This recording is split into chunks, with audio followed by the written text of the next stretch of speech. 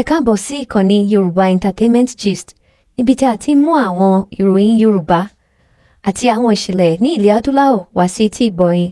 Ẹ máa bá wa ká lọ. Ẹ káàbọ̀ sórí ìkànnì Yorùbá Entertainment Gist lẹ́ẹ̀kan sí èèyàn wa.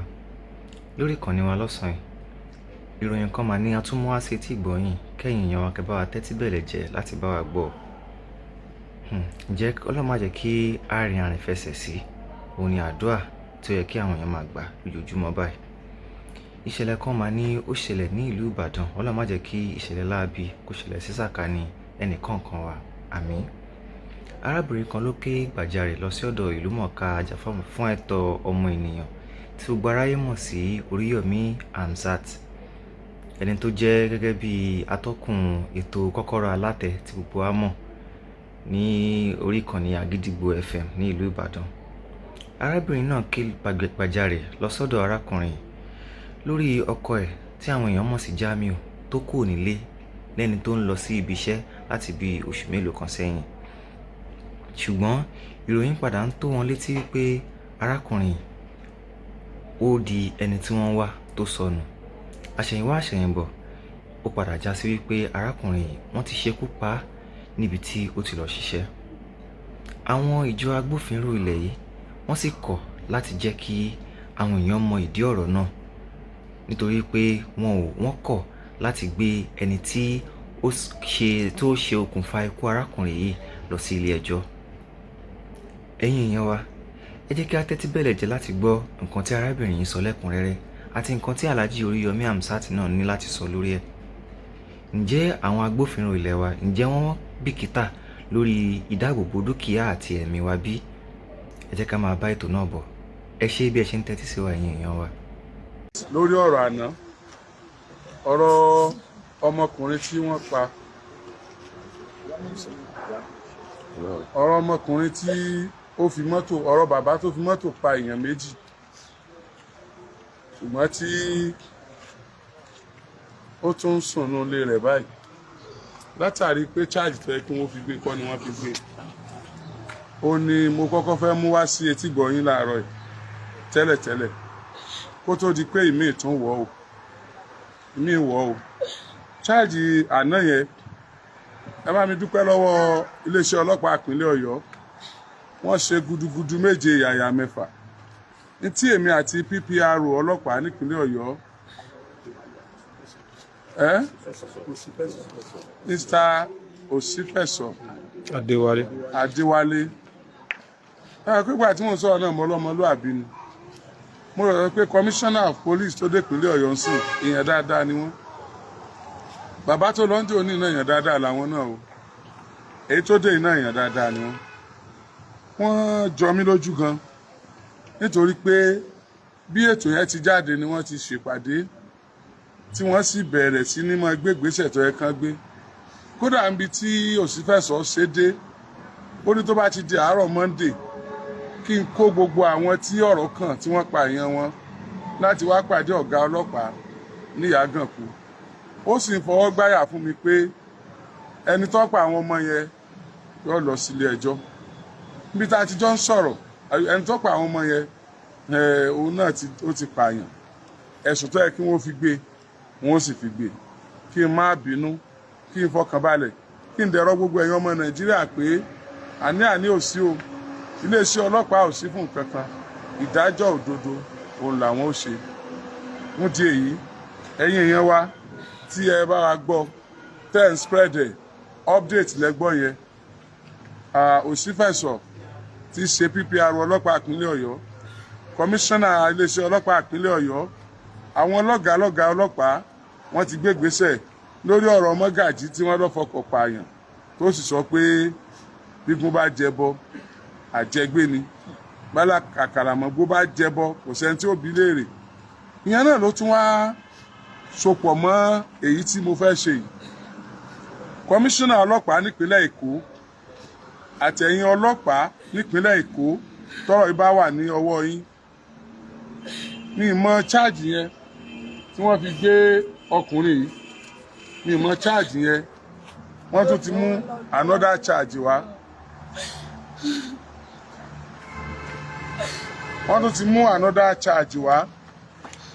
tí ẹjọ́ yẹn náà sì ti wà nílé ẹjọ́ àwọn nǹkan tá à ń ṣe yìí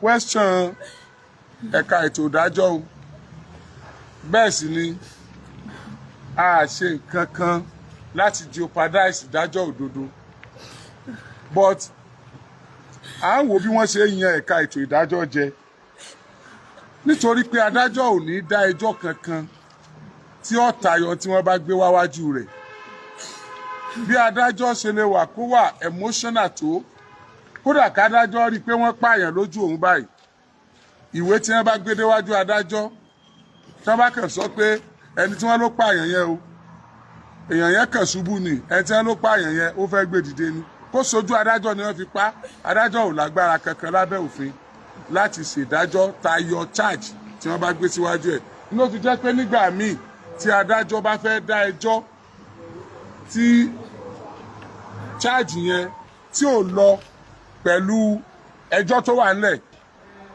tó sì yí adájọ́ á mọ̀ pé kí wọ́n tún charge yẹn wò dáadáa tàbí kí ẹni tó jẹ́ agbẹjọ́rò ẹni tí wọ́n fìyà jẹ kó takú kó dẹ̀ lọ gbé ẹjọ́ mi dìde tàbí kí iléeṣẹ́ ọlọ́pàá àwọn tó jọ̀gá wọn kí wọ́n ṣẹ̀ṣẹ̀ fojú tó yẹ kí wọ́n fi wò kí wọ́n wá substitute charge additional charge máa ń wà wọ́n máa ń substitute charge torí wọ́n ṣe bẹ́ẹ̀ fáwa náà rí ẹ wá jẹ́ gbọ́ ìṣẹ̀lẹ̀ tó ṣẹlẹ̀ yìí lẹ́nu ìyàwó ẹni tí wọ́n pa kán sọ fún wa nípa ẹ̀ èyí tá à ń ṣe yìí lẹ́ẹ̀kan sí kò ní ṣe pẹ̀lú pé à ń question ilé ẹjọ́ o oníròyìn ni wá amòfin tó gbé wa amòfin tó dè wá a dẹ̀ mọ̀ wípé ọ̀rọ̀ tó bá ti wà nílé ẹjọ́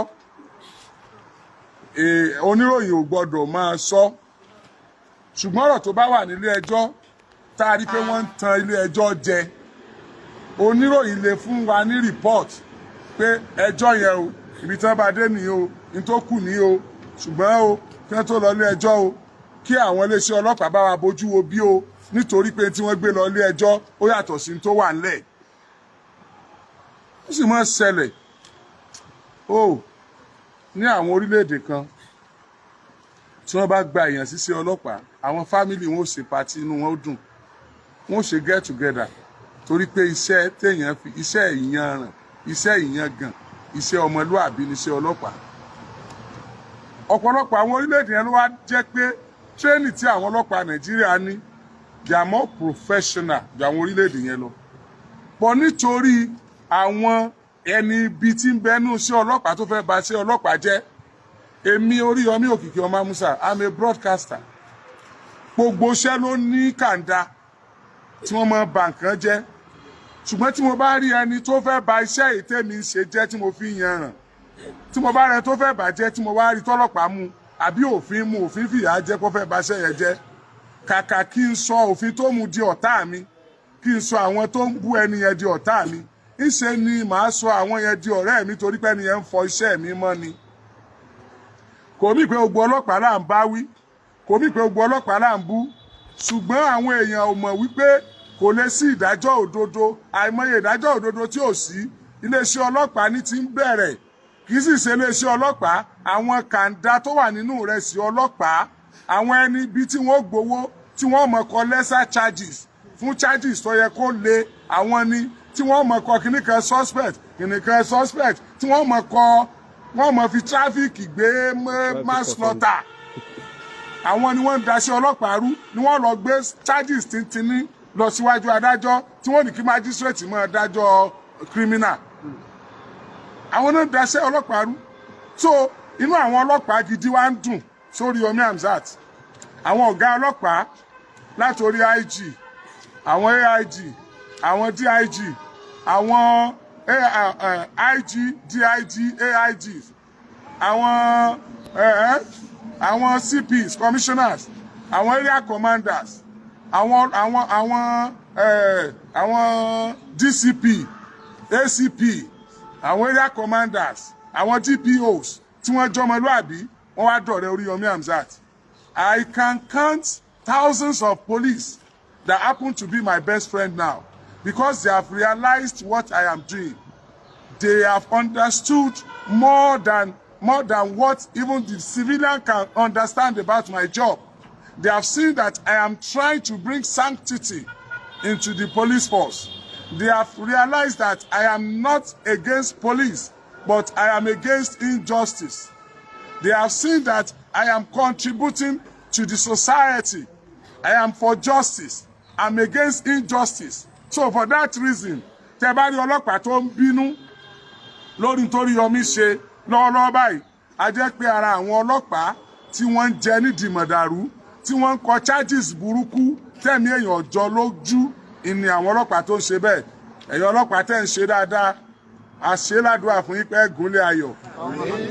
Ẹ̀yin ọlọ́pàá tẹ́ ń ṣèdàkejì tẹ́ bímọ tí wọ́n ń pọmọ ọlọ́mọ tẹ́ ń gbójú tí ọkàn yín tẹ́ ń sáré bẹ́ni tó pààyàn yóò ṣe bọ́m̀bẹ̀ tẹ́ ń sáré kí àwọn tí wọ́n pààyàn wọn téèyàn wọn ti kú tẹ́ ẹ̀ sáré justice tẹ́ ẹ̀ tún sáré injustice ẹ̀yin nu Ọlọ́run ẹ̀yin lẹ́ ń bínú o Ọlọ́run ò bínú o ẹ̀yin lẹ́ ń bínú o àwọn ọ̀rẹ́ òdodo ò bínú o ṣé wàá rí bínú ti yín ìlérí aláǹgbálẹ̀gbá ògiri ni ojú kó dọ̀bálẹ̀ lọ ẹ padà dọ̀bálẹ̀ fódodo ni.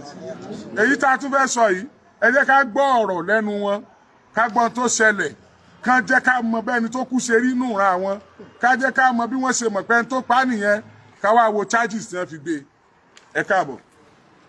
Ẹ káàbọ̀ yẹn ọmọ Nàìjíríà ẹ ṣàánú mi látọ̀ ní 16 ní Fágbénga Ṣólúwẹ̀ tí ń pọkọ mi ìgbé kó wá wo iṣẹ́ ó wá lóun lè jáde lọ́jọ́ Sunday yẹn pé òun fẹ́ rẹ̀ ó dẹ̀ lọ́jọ́ Monday ó lo ladies market fi gbé mi dé bus stop ṣọ́ọ̀bù mi ó wá ní òun fẹ́ dọ̀dọ̀ customer tó ń pé o mo dẹ̀ pé títí ní nǹkan bíi 12 o'clock nọ́mbà yẹn lè mú àbí ó ti padà sí ibi iṣẹ́ tó bá yí dé ṣọ́ọ̀bù ẹ̀ ó máa ń busy wẹ́dà lọkọ̀ mi ní Múwó Ishola Jamiu àtọ̀ni 16 yẹn láti kò sí ìdààmú yìí mo ti pè gbà tó dọ̀ ní 16 yẹn èmi àti bọ́dà àwọn lọ sí general hospital àtẹ̀wò pass date ni a lọ general hospital àárín bẹ́ẹ̀ àwọn ọmọ Ọláòkè hospital mẹ́rin ṣàlàyé alẹ́ ọjọ́ yẹn àbá ń bẹ̀ ìgbà tó yà láti lọ́wọ́ mọ́ṣúárì pé àbó ti kú nìkan lọ́pọ̀ mọ́ṣúárì èmi ò lè wọlé torí bébì ọwọ́ mi àwọn bọ̀dá ẹ̀gbọ́n wọn náà tẹ̀lé wọn ní kémi dúró síta nígbà tá a ṣe wàhálà yẹn náà ṣàní ẹnu láti lo tracker yẹn ló wá di 30 ibi tí wọ́n pọ̀ kọ́ mi sí ẹni tó ń bá ṣiṣẹ́ for good 5 years Fágbénga Ṣólúwẹ̀ òun ló pọ̀ kọ́ mi ibẹ̀ láti bá báìkì Jamiu bàtà tó wọ̀ jáde àti fóònù Jamiu kírípọ̀ ọmọ mi ló gbé dání náà fi wọ́n ṣẹ́ inú ilé yẹn láti bá òun àti kidnapper ẹ̀ṣẹ̀ kó lọ kó tí sanwó oṣù méjì inú ilé yẹn níbo ni mo ti fẹ́ bẹ̀rẹ̀ ògo tọ́lọ́run fún mi náà nìyẹn kò sọ́nù lọ́wọ́ ìyá mi ti kú ìyá tiẹ̀ náà ti kú ọmọ méjì mo ní lọ́wọ́ 3 months mi ọmọ Ìbàdàn ní ọmọ ẹ ṣàánú mẹ́yàn ọmọ Nàìjíríà àwọn ọlọ́pàá ti fọwọ́ lágbà wá lójú wọ́n rí gbogbo evidence tó tún sọ pé suspect ní fa àbókí tó sí kí ilé yẹn nígbà tí tracker detect ilé yẹn mo lọ bá ń bẹ mo di òkú ẹ̀ mú mo ní wẹ́ Jamiu ó ní Jamiu kọ́ ọ̀bọ̀ ìfàdàn kìlà ikọ́ kárí àgbo ẹ̀yin ọmọ Nàìjíríà ṣàánú mi mo ti fẹ́ bẹ̀rẹ̀ mi olùrànlọ́wọ́ ìyà ń jẹ mí ẹ má jọpọ̀ wọn lágbà mi lójú látọ̀ ní 16 mo ti ń dààmú kí pẹ̀lú àwọn ọmọ yìí lọ́wọ́ láti 16 jù lọ ti pa àwọn pàǹtí hàn fọwọ́pọ̀ Ifá ìgbà tá a débẹ̀ wọ́n fi lọ ń jẹun fún Ifá ni wọ́n jẹ́ ìjàṣọ fún Ifá àwọn mẹ́ta ni wọ́n mú àwọn pàǹtí ti fi bàbá àbókí kalẹ̀ wọ́n ní tọwọ́ ìyá àgbẹ̀jẹ̀wọ̀ tọwọ́ permission wọn sọ fún àwọn ìfọ́ọ̀mù wa ọmọ wa tún lọ bá ọgbẹ́ ti gba bribe lórí ọ̀rọ̀ yìí wọ́n ní pé ṣé àborí èèyàn lọ́wọ́ ẹ̀ ni àwọn èèyàn dẹ̀ ń dìde pé pẹ̀lú àdúrà evidence tẹ̀sí ní ṣé kò jẹ́ kẹ́ mọ̀ pé Ifá yìí ló pa Jamiu níbo mo ti fẹ́ bẹ̀rẹ̀ ṣàánú ẹjọ́ mo fi ní kọ́bọ̀kọ̀ ọkọ mi sọ nítorí ọjọ́ iwájú àwọn ọmọ mi mo gbà pé Ifá ti pọkọ mi mo fẹ́ rò kọ́kọ́ mi sójú báyìí òjò tún máa fọwọ́ lágbá mi lójú mi ti ní rò kọ́kọ́ mi ni ó ti ń bá ṣiṣẹ́ for good 5 years ó tún bá ṣe lẹ̀kùn ká tó ṣe léyà yìí o òun ló pè é Ìfágbéga ó ti fún àwọn ọlọ́pàá lówó ní pàǹtí kò sí anybody mi ò ní ìyá mi ò ní bàbá òun lẹ́bi òun ní ẹ̀bà kan tí mo ní wọ́n ti gbà lọ́wọ́ mi bó mo ti fẹ́ bẹ̀rẹ̀ ẹ ṣàánú mi Oriyomi máa gbọ́ ọmọ yìí fún yín mi ò lónú lọ́wọ́ kò sí ibi tó fẹ́ ràn mí lọ́wọ́ mọ́ mọ́mí mi tó yẹ kó tún bá mi gbé orí èkó mi ò ní ìyá àti tó tún tọ́ mi dàgbà lọ kò sí kankan lọ́wọ́ wọn kò sí anybody ẹ ṣàánú mi mo ti fẹ́ bẹ̀rẹ̀ mi ní kankan ẹ dìde ràn lọ́wọ́ fún mi mẹ́yẹ kó fi ìyá yìí jẹ mí gbé ọmọ méjì á tún máa bá wa máa sọ fún mi pé àdàbí àdà mo ní àdàbí àdà pẹ̀lú àdúrà evidence láti rí àbókí ìyàtọ̀ ó ní kó bá ṣe fún ètò òun máa sọ̀rọ̀ bọ̀ wọ́n pa tí wọ́n ṣe bí tó iṣẹ́ tó yẹ kó ṣe tó bá ti wá mú àbòkí dé àbòkí máa ní òun ti gbàgbé kan tóun sọ lẹ́yìn ìgbà tó bá ti sọ pé nàífà kí Jamiu ìkárí àgò wọn tọ́jú Ifá débi tó fẹ́ jẹ́wọ́ ọjọ́ tá a dé kóòtù àwọn kóòtù sọ pé ibi tó yẹ kó ti jẹ́wọ́ nìyẹn kò jẹ́wọ́ ẹ ṣàánú mi wọn lọ́tẹ̀ bá máa ṣe fún wa ibi tá ti máa mọ̀ pé àwọn ọlọ́pàá náà gbà bọ̀ lọ́jọ́ tó ní ká tún wá kóòtù kí ni ló ní ká wá o nítorí àbòdì àbá wọ́n tún wá dọ́nà bí ó ti fún wọn lówó wọ́n tún wá ní ó tún gbà tí adé bá ti dán wọn ní ká pàdé ní Yaba yẹn very close to Pàǹtí so àwọn náà ní ká máa lọ síbẹ̀ yẹn páwọn bọ̀ lẹ́yìn wa bàtà dé Yaba so àwa débẹ̀ à ń pe àwọn IPO wa pé níbo náà wà Mr Johnson níbo lẹ wà wọ́n ní ẹjọ́ yẹn pé wọ́n tún ti divergence lọ sí magistrate tó wà lóyìnbó ibi òyìnbó ibẹ̀ later inú bí lọ́yà wa pé kí ló ń ṣẹlẹ̀ ṣùgbọ́n tá a débẹ̀ yẹn ìjọ yẹn gan in fact ní tó ṣẹlẹ̀ jẹ́ pé ẹran náà pa ni mo ń sọ fún ẹni yẹn pé mo ń sọ fábíò pé wáyé tó máa pẹ̀lú ẹni ní suspect ẹni tí wọn náà mọ̀ pé tó pààyàn àrí gbogbo evidence àwọn kan báyẹn sọ pé suspect lẹ́nu yìí wọ́n tún wá release bàbá yẹn láì gba permission lọ́wọ́ wa bàbá àbókí yẹn àwọn mẹ́tẹ̀ẹ̀ta náà jọ wà ní ogbó in charge kíni yìí bàtà máa débẹ̀ yẹn wọ́n pè mí wọ́n send it wọ́n láwọn ti release bàbá yẹn wọ́n ní bàbá yẹn ò mọ ọwọ́ kọ̀ mẹ́sẹ̀ bàbá tó yẹ pé nù that same compound ibẹ̀ náà jọ wà sọ̀rọ̀ mi yé sà à ń fẹ́ ìdájọ́ òdodo ìdí nìyẹn inú wa dùn púpọ̀ láti nílé yìí o alájọ Oriyomi o oríṣiríṣi lèmi ti ń rí Ọlọ́run kò ní bayọ̀ yín jẹ́ o ẹni kúkọ́ tayé o ẹni kúkọ́ tayé o. ẹ má jẹ́ yá yín jẹ́ mi bí aláìjí o ẹ̀yin lè ṣe táwọn aṣíwájú ẹ má yẹ kí tọ̀dọ̀ mi ṣòwò ṣe mi ò lọ́dún wọn lọ́wọ́ èyí ni mo ní ẹjọ́ aláìjí ẹ̀ ìdájọ́ òdodo àti ikú ibi tí dábì bá wà bàbá mi gbé nínú wájọ́ ọmọ mi.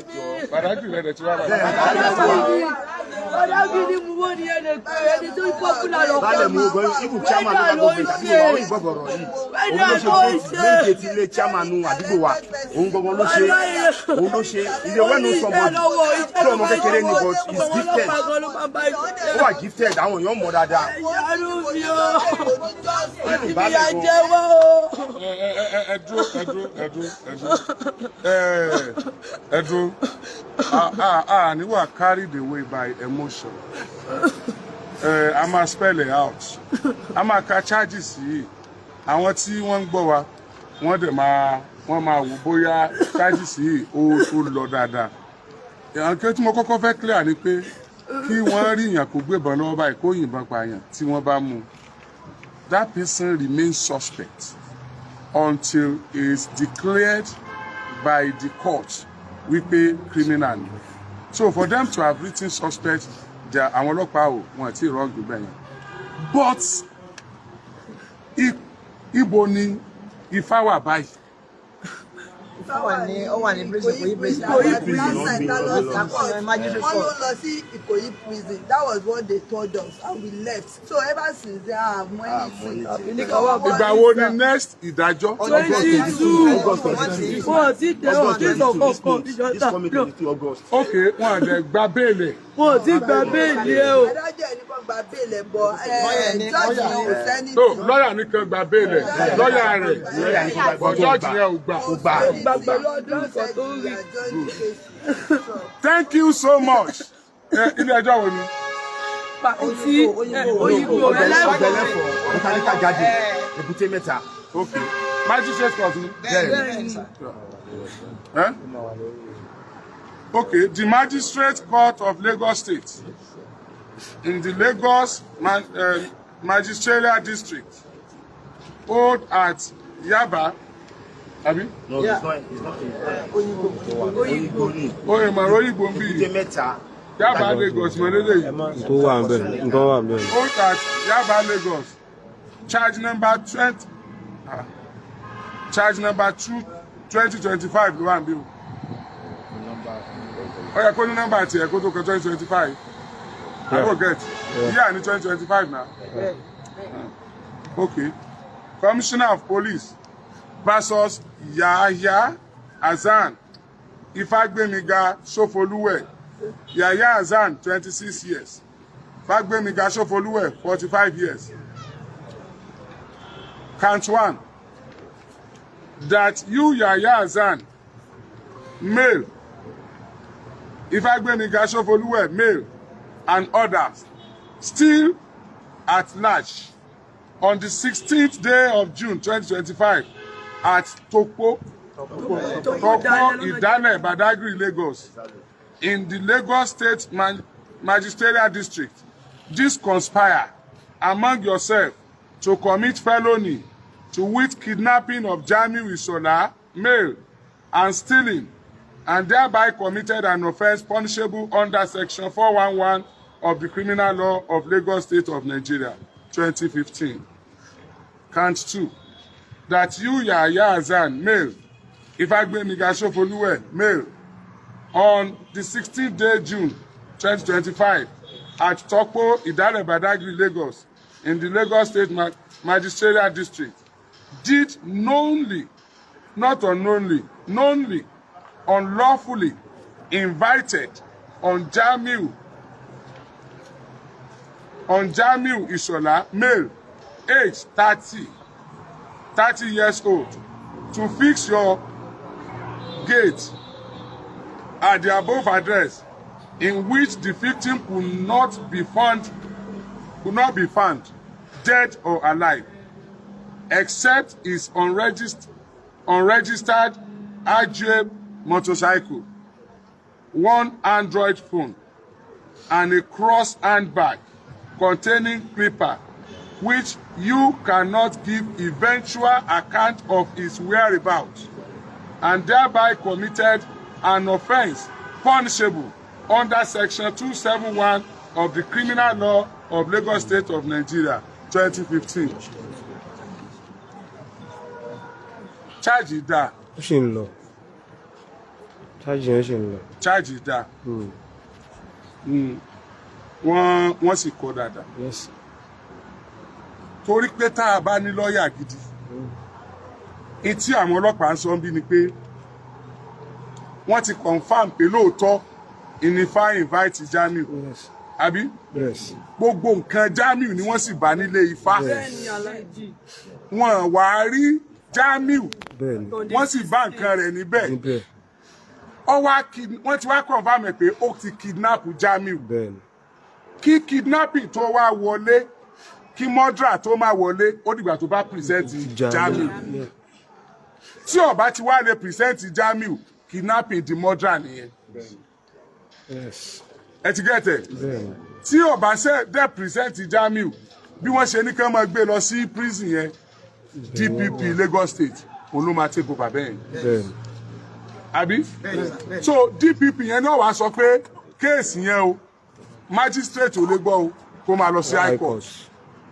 Because high court ni wọ́n ti dájọ́ pé kí wọ́n lọ fi Gbénga Sofoluwe àti igbákejì ẹ̀, kí wọ́n lọ Gbénga Sofoluwe àti igbákejì ẹ̀, ẹ̀wọ̀n gbére ni o, kí wọ́n pa ni o, tóró náà pààyàn o. Àbí bẹ́ẹ̀ ni ó ti wá jẹ́wọ́ pé ibi báyìí làwọn bò mọ́, ibi báyìí làwọn sin sí, nǹkan báyìí làwọn fi ṣe. So ìyẹn ni ó kù tí a máa ṣe báyìí. Èkó dẹ̀ ni. Ẹ má wọlé. Ṣé rí, ẹ má gbọ́ madam, ẹ má gbọ́. Ṣé rí bẹ́ẹ̀ mi ṣe máa ṣiṣẹ́ mi. Tí ọlọ́pàá kan tó bá ṣẹ̀ mí lánàá, ká ní kó parọ́ mọ́ mi gan, ká ló ṣe tí ò dáa, tí mo wá rírú charges tó yẹ pé òun ló kọ, mi nítorí pé ó ṣe tí ò dáa màá jẹ́ kó mọ̀ pé ó kọ charges ìta ṣẹ́rí charges tó wà lọ́wọ́ yìí ifá ò ní bọ́ ń bẹ̀. òdodo nìyẹn o pẹ̀lú tó wà lọ́wọ́ yìí o wọ́n kọ dáadáa àbí wàláì wọ́n kọ dáadáa ọlọ́pàá jẹ́ ń wo ọlọ́pàá tó ṣiṣẹ́ yìí kò sórúkọ tiẹ̀ ń bẹ̀ IPO rẹ̀ Johnson kini CSP John Akeju. John and Johnson. John CSP John Akeju. CSP John Akeju. Nípàntí, thank you. God bless you. Discharge. Wọ́n ní pọ̀ ọmọ tiẹ̀ náà pakúpa. Wọ́n ní pa àwọn náà pakúpa. Ẹ ti wá bá wa báyìí. Gbogbo ọjọ́ kóòtù báyìí. Àwa àjọ máa lọ ni. Anytime tẹ́ bá ti wá ní court, ọjọ́ òní next court. On the 22nd of August. Àjọ máa lọ ni. Àwọn iṣẹ́ kan wà tá a tún wá fẹ́ ṣe tá a ní sọ báyìí. Tá a bá kú òbí tán, àwa àti yín sọ díẹ̀ lẹ̀. Ṣùgbọ́n iléeṣẹ́ ọlọ́pàá ìpínlẹ̀ Èkó ẹ ṣe. Àwárí adájọ́ yẹn náà. Kò sí tó gbogbo tẹ́ ṣe lórí ọ̀rọ̀ yìí wọ́n sì tẹ̀ lófin dáadáa because adájọ́ yìí ò gba béèlì adájọ́ yẹn ti rí pé kéèsì kò ṣeé ṣe kọ́mọ́dì mọ́dúrà ó dẹ̀ mọ̀ pé magistrate ò lè gba béèlì mọ́dúrà lófin ní kẹ́sà tiẹ̀ lọ já bẹ̀ yẹn náà so that means pé ibẹ̀ yẹn ló máa wà títí tí wọ́n fi gbé wálé ẹjọ́ ẹ wá jẹ́ sọ̀rọ̀ kan fún yín nípa ọgbà ẹ̀wọ̀n sẹ́ńtẹ́ bá ti jù wọ́n sọ́gbà ẹ̀wọ̀n ní Nàìjíríà kéèyàn má jẹ́ kán pa ọ̀nà wọ́n mọ̀ jẹ́ kán pa òun ni nǹkan ti bàjẹ́ àwọn gómìnà tí wọ́n ń pààyàn tí wọ́n bá fẹ́ di gómìnà tí wọ́n mọ̀ pé ẹni yóò di wá lọ́wọ́ ẹ lọ pa ẹni yóò di wá lọ́wọ́ ẹ lọ pa wọ́n wá di gómìnà tán ẹ tí wọ́n wá mú pé ó pààyàn ẹ wà ní fẹ́ sáyìn ìwé rẹ̀ kí wọ́n lọ pa lẹ́yìn tí adájọ́ tó ti dájọ́ pé wọ́n lọ pààyàn èyí ṣe ẹ wà lẹ́yìn ní bẹ̀rù Ọlọ́run ṣé bẹ̀rù Ọlọ́run ni ò jẹ́ sáyìn yẹn abẹ́ jọ́ta Ọlọ́run because mi mọ́rísìn tí àwọn gómìnà Nàìjíríà ò fi sáyìn death warrant tí wọ́n bá ń fún àwọn ẹjọ́ tí wọ́n bá dá pé wọ́n lọ pààyàn tí wọ́n fi sáyìn rẹ̀ mọ́ tó fi jẹ́ wípé wọ́n máa ṣe fàájì níbi tí wọ́n bá wà ní ṣé mọ́tàn yìí àwọn téèyàn bá dọ́gba ẹ̀wọ̀n yóò rí pé oríṣiríṣi ó dà wọ́n lè dáṣọ ẹgbẹ́jọ dáta àwọn ọlọ́pọ̀ fún wọn bẹ̀. bẹ́ẹ̀ ṣe rí tó ní tìyẹn tó ṣe dáadáa yẹn kò sófin tó dé lọ́gbà ẹ̀wọ̀n nítorí pé ibẹ̀ yẹn kò ṣiṣẹ́ mọ́ kò wọnú òrùn mọ́ àǹfààní sì wà wọ́n lè wá gbé kírìmù fún yes bí bá ń bóra kírìmù bóra rẹ̀ wọ́n lè wá gbé fún bí bá ń lo multivitamin wọ́n lè wá gbé fún bẹ́ẹ̀ wọ́n láǹfààní láti sọ pé kí wọ́n máa gbóúnjẹ tó wu òun wá bò ń bẹ̀. ẹ ṣeun freedom àti lọ ọmọ ọbọ nìkan ni ò ní ní so for that ó lè fresh ẹ ti gẹ́ẹ̀ tí mo sọ bẹ́ẹ̀ ó lè fresh tó bá tún wá tó àwọn tó fi sọ ni mò ń sọ yẹn o tó bá tún wá dájọ́ fún un tán pé ókè wọ́n pààyàn kí wọ́n lọ pa o àwọn tí wọ́n wà desperate nígbà tó bá fẹ́ di gómìnà because kì í sáré ní ọ̀sán death warrant gómìnà state yẹn ní ọ̀sán yẹn ẹ máa dúró àwọn tó ti dájọ́ kú fún Nàìjíríà lónìí táwọn gómìnà ọ̀sán wọn ní gbogbo ẹ̀wọ̀n tí bẹ́ẹ̀ Nàìjíríà wọn ò dín ní 100,000 ẹ jẹ́ wọn kó wọn jọ pẹ́ kó gbogbo wọn jọ tó ti pààyàn tó wà confirmed àti tó sọ lẹ́nu pé òun pààyàn ní báyìí they will not sign ẹ dákun ṣe bẹ̀rù Ọlọ́run yẹn Bíbélì sọ wípé ẹni tó bá ti bí ìdà pààyàn ibi ìdà la ó fi pa òfin Bíbélì faramọ́ kí wọ́n dájọ́ ọkú fẹ́ni tó bá pààyàn òfin Al-Qur'an ó faramọ́ ẹni tó bá pààyàn kí wọ́n pa ẹ wá bí mi léèrè nígbà tí confam pé èèyàn pààyàn tẹ́yìn gómìnà wa ní ẹni sáì kí wọ́n pẹ́ tó bá pààyàn bọ́ọ̀lù àwọn àpààyàn ṣe ní pọ̀ sí ẹ wá níbẹ̀rù Ọlọ́run nìyẹn encourage ìwà burúkú ni discourage now. Because ibi tí wọ́n fi wọ́n sí tí wọ́n sá yẹn oúnjẹ ọ̀fẹ́ wọn mọ̀ jẹ omi ọ̀fẹ́ wọn mọ̀ mu Nàìjíríà ni ó tún máa náwó lé wọn lórí. What stop them from doing that? Ṣé bẹ̀rù Ọlọ́run nìyẹn? Ṣé bẹ̀rù Ọlọ́run nìyẹn? Ẹni tó wò sùsùn tó pògo ìdílé, ẹni tó wò sùsùn tó mú ìdùnnú ìdílé kan tó mú lọ, ẹni tó wò sùsùn tó bu ìbànújẹ́ tó dà sínú oyin àwọn ẹni ẹlẹ́ni. So you cannot sign that. But during your campaign, there's a campaign, wọ́n lè ra bọ́n, wọ́n lè yìnbọn anyhow, wọ́n lè pa innocent lórí pẹ́pẹ́ débẹ̀. Now you are claiming fear of God. À ń bẹ èyí gómìnà wa jákèjádò gbogbo Nàìjíríà, please ẹ jẹ́ ká dá ìwà burúkú ìwà apààyàn dúró. Ẹni tí ilé ẹjọ́ bá ti dájọ́ kí wọ́n pa ẹ sáyìn ẹ ṣèyàn bú ẹ sáyìn, let them kill them, let them go. Wọ́n ti ṣe investigation, ẹjọ́ kí wọ́n pààyàn kì í ṣe ẹjọ́ tí wọ́n máa ń rọ́ọ̀ṣì dá. Wọ́n ṣe investigation, nígbà ọlọ́pàá bá ṣe investigation ilé ẹjọ́ ló ṣe tiẹ̀, wọ́n argue, wọ́n ṣe gbogbo ẹ̀. Ẹlòmíì fúnra ẹ̀ ló tiẹ̀ tún jẹ́wọ́ pé òun ló ń pa o. Irú eléyìí ní ìsìn ìbọn ọlọ́pàá bá tẹ̀ dáadáa yóò mú wọn débi ẹ̀ sí. Wọ́n Ramoni tọ́pẹ́ Fúsá nílọrin wọ́n ti dájọ́ ọkú fún un. Bí wọ́n bẹ́ẹ̀ bá lè rí fọ́tò rẹ̀ gbé hàn wá níbi tó wà ní ìsìn ẹ mọ̀ wò pé sẹ́ńtẹ́ ni wọ́n pa ní. Torí pé ẹlòmíì tó yẹ pé àwọn aláyé àwọn òmìrán ayé ìní wọ́n rán kọ́ lọ pààyàn tí wọ́n bá gbé dénú ẹ̀wọ̀n yẹn tó dájọ́ kú fún tán kankan àwọn òmìrán yẹn ọmọ tọ́jú ẹni pé kó sàmọ̀ gbádùn nígbà bá wá fi wọ́n bẹ̀ ẹ mọ̀ gbọ́ o nígbà bá wá fi wọ́n bẹ̀ tí wọ́n sáìn ọdún kìíní ọdún kejì ọdún kẹta bá pẹ́ wọ́n wá tẹ́bọ́tì wọ́n lè ní wọ́n convert kí wọ́n lọ pààyàn kí wọ́n convert ẹ̀ sí life imprisonment yóò di láìfà ẹ̀tọ́ ni wọ́n pa tó ti pààyàn nígbà bá ti pẹ́pẹ́pẹ́ wọ́n tún tẹ́bọ́tì wọ́n ní wọ́n sọ di 20 years nígbà ọba yá wọ́n ní wọ́n fún wọn ní amnesty yóò bá padà wálé ẹ tẹ́ pàmì ti lọ. So ẹ̀yin ọmọ Nàìjíríà kódà àwọn ẹbí Jamiu wọ́n bá lù òkú Jamiu jù wọ́n bá lù òkú Jamiu wọ́n fẹ́ mọ̀ ní tí àgbo Jamiu mọ́. Ọba ti gbà kó ti pa ọmọ Nàìjíríà kó gbà wá o.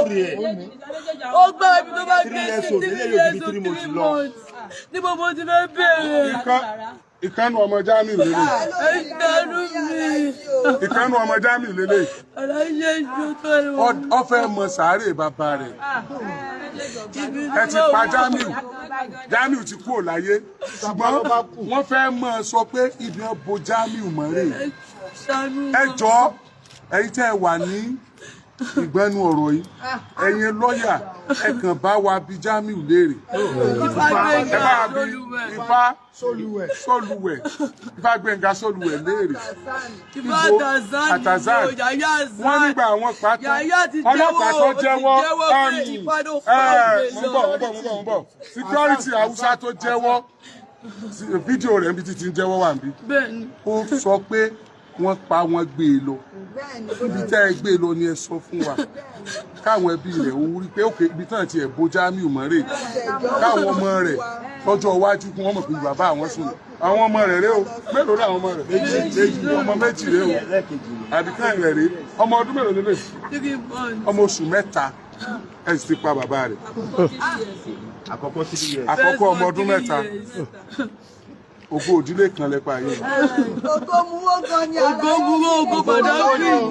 Ògo gbà wọ́n lọ́pọ̀ ògo mú wọ́n ni ó. Ọ̀lẹ́ni tí ò mọ Jamiu ó ní ilé lọ́wọ́. Aláàjì ó wà àdúrà kí ó fèsì iṣẹ́. Ẹ bá wà pẹ̀lú wọn mú náà fún ẹ̀kọ́ ó sì mí. Tí bá tún sọ fọ́kọ mi pé sí mẹ́ni pé ọjọ́ ìsinmi ń bọ̀. Àti ìṣòwò sí méjì nígbà kan lọ. Ọjọ́ náà ní jẹ́ ọ̀dà máa mú gàrí káwọn fẹ́ mi. Àwọn aṣáàgùn tó yẹ kó jẹ wọn. Ìfá gbé ìgbà wọn sí lọ́wọ́ iṣẹ́. Níta bá bọ̀ ní ọdún 22 August 22 níta bá bọ̀ àbí tó yín létí update.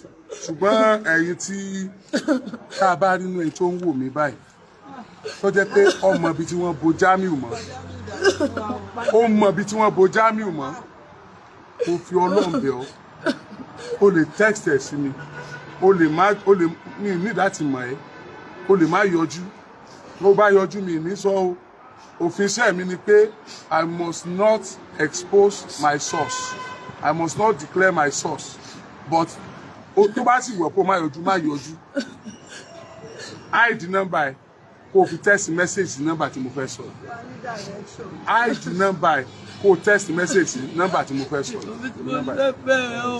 081 21 24 0749 lẹ́ẹ̀kan sí 081 21 24 0749 ẹ ṣé mo dúpẹ́ lórí ọ̀rọ̀ tàná àwọn ẹbí lórí ọ̀rọ̀ ti police station testing ground àwọn ẹbí àwọn ọmọ tí wọ́n pa ẹ débí láàárọ̀ Sunday láàárọ̀ Monday láago 10 a fẹ́ lọ rí ọ̀gá ọlọ́pàá ìpínlẹ̀ Ọ̀yọ́ wọ́n ní ẹ fọkàn yín balẹ̀ Ọlọ́run ti bá a yanjú yẹn ẹ ṣé púpọ̀.